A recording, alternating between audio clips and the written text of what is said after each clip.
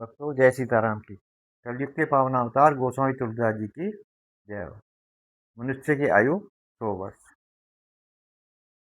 भगवान ने हमें मनुष्य को सबसे बुद्धिमान और अपनी सर्वोत्तम रचना के रूप में पृथ्वी पर भेजा है। बाकी सब प्राणियों को भेजा है, परंतु और अन्य प्राणियों में और मनुष्य में ये एक अंतर है कि हमें बुद्धि विवेक दिया हुआ है। हम कोई भी कार्य करने से पहले या बाद में सोच सकते हैं कि ये ठीक है या नहीं है, ये हमें करना चाहिए या न करना चाहिए। हमारे में सब प्रकार के साधन उपलब्ध हैं और हम उसके हिसाब से कार्य कर सकते हैं।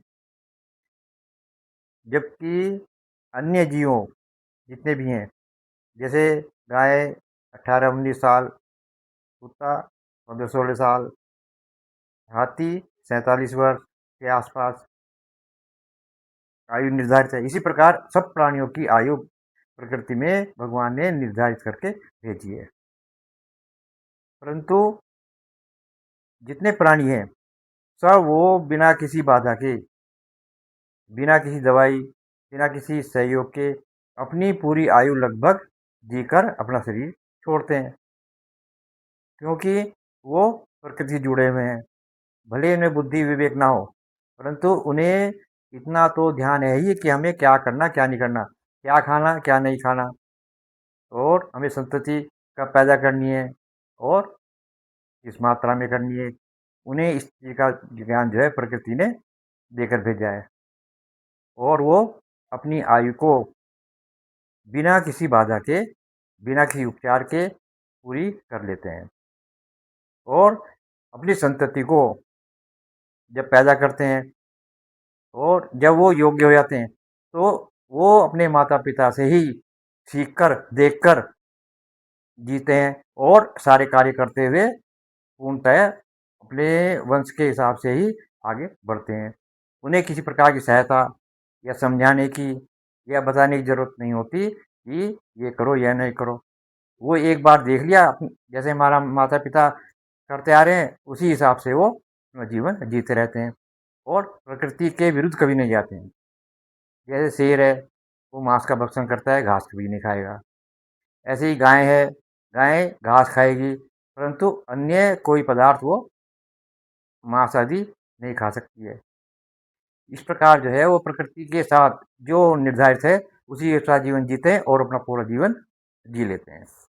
परंतु मनुष्य जब से पैदा होगा तभी से लेकर उसे पग पग पर सहायता की जरूरत पड़ती है, और कभी चिकित्सा की, कभी किसी की। जबकि प्रकृति ने, भगवान ने उन्हें शरीर के अंदर ही सब कुछ संतुलित रूप में करके भेजा है।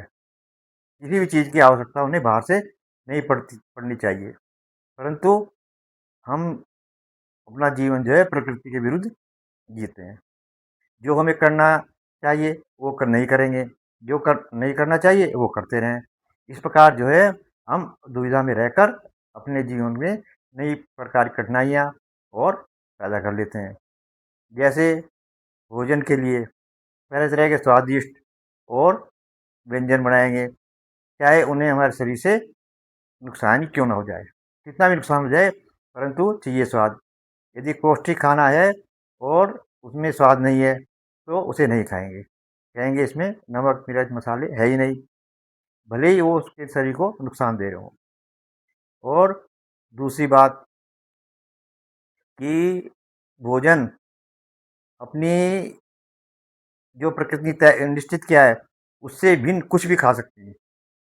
कोई सीमा नहीं है कि क्या खाएंगे और क्या नहीं खाएंगे, और इस कारण जो है उनका शरीर जो है अंदर से कमज़ोर हो जाता है, क्योंकि जो पौष्टिक तत्व खाने चाहिए वो नहीं खाएंगे तो शक्ति कम होगी, शक्ति कम होगी, पाचन क्रिया खराब होगी और उससे शक्ति नहीं बनेगी और मस्तिष्क को भी शक्ति नहीं मिल पाती है। अतः हमें जो है प्रकृति के विरुद्ध जाकर कोई भी चीज़ नहीं करनी चाहिए, उसी का हमें फल भुगतना पड़ता है और बार बार बीमार पड़ते हैं। कभी पेट खराब होता है, फिर डॉक्टर के पास जाएंगे, दवाइयाँ खाएंगे, और हमारा पूरा जीवन इसी प्रकार निकल जाता है।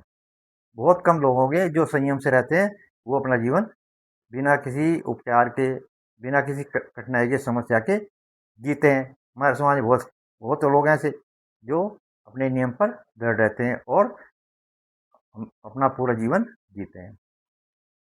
हमारी आयु 100 वर्ष से अधिक भी हो सकती है, परंतु 60-70 आते आते हम जो इस प्रकार के हो जाते हैं कि निष्क्रिय बिल्कुल, कि कुछ काम नहीं कर पाते और हम जो है रोग से ग्रस्त हो जाते हैं और दवाइयों के हिसाब से ही हमारा शरीर बाकी चलता रहता है। ये तो हुई खान पान की और रहन सहन की। इसके अतिरिक्त एक अन्य कार्य है जो हम व्यर्थ में करते रहते हैं। जैसे मैंने किसी वस्तु का उपयोग किया, किसी कंपनी की वस्तु का उपयोग किया, तो मुझे वो अच्छा लगा, तो मैं उसका प्रचार जो है सबसे करूँगा कि ये वस्तु बहुत अच्छी है, तुम भी इसका प्रयोग करो, और हर एक को ये बताते फिरेंगे। भले ही वो उसे प्रयोग करें न करें, परंतु हम बिना मतलब के ये कार्य करते रहते हैं।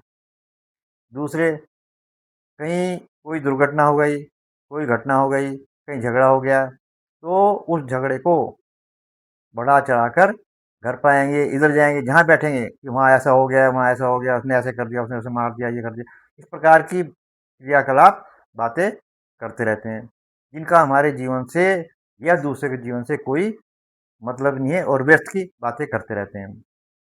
अब ये सोचो, कभी समय मिलने पर प्रातःकाल से लेके रात के 12 बजे तक सोचो और एक कॉपी पर लिखो कि मैंने अपने सुबह से रात तक कितने-कितने, कौन-कौन से कार्य किए हैं, और इसी प्रकार एक सप्ताह का ब्यौरा बनाओ और फिर एक दिन समय निकाल कर सब देखो, हमने कौन-सा काम किया और किस काम का हमारा मतलब था, जिससे हमें लाभ हुआ, या जो हमारे काम का था या दूसरे के काम आया।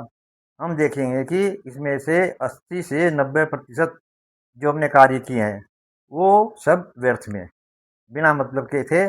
उनका हमारे जीवन से या अन्यों के जीवन से ना हमें से लाभ हुआ और ना दूसरे उसका लाभ उठा सके। व्यर्थ में ही हमने अपना शक्ति को व्यय किया। इससे क्या होगा कि कोई भी कार्य करते हैं, बोलते हैं, सोचते हैं, तो हमारे मस्तिष्क की ऊर्जा, जिसे इम्यूनिटी कहते हैं, वो खर्च होती है हमारी शक्ति खर्च होती है उससे, और हमारी इम्यूनिटी जो कम हो जाती है, कमज़ोर हो जाती है। इससे होता है कि हम मानसिक रूप से कमज़ोर हो जाते हैं, और कमज़ोर होने से हम मानसिक रोग के शिकार हो जाते हैं, और हमारे दिमाग में जो बैठ गया उसी को हम गाते फिरते हैं।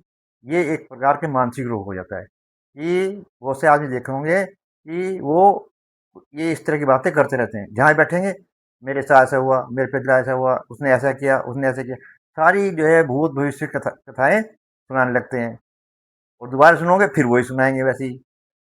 इस प्रकार जो है वो समझ नहीं पाते हैं, एक मानसिक रोग से ग्रस्त हो गए हैं कि उनके अंदर एक ग्रंथि बन गई है और वो उसके हिसाब से चलते रहते हैं और अपने जीवन को, समय और ऊर्जा को व्यर्थ ही खर्च करते हैं। इससे होता है मानसिक शक्ति, ऊर्जा का कमज़ोर होने से हमारी शरीर की सारी ग्रंथियाँ सही ढंग से काम नहीं कर पाएंगी, पाचन क्रिया खराब हो जाएगी।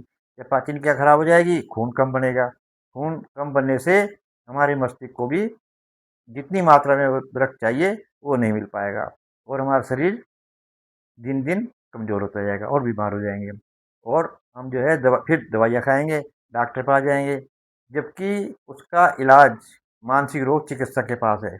उससे जाकर अपने जीवन की दिनचर्या और सोच को बदलने की आवश्यकता है।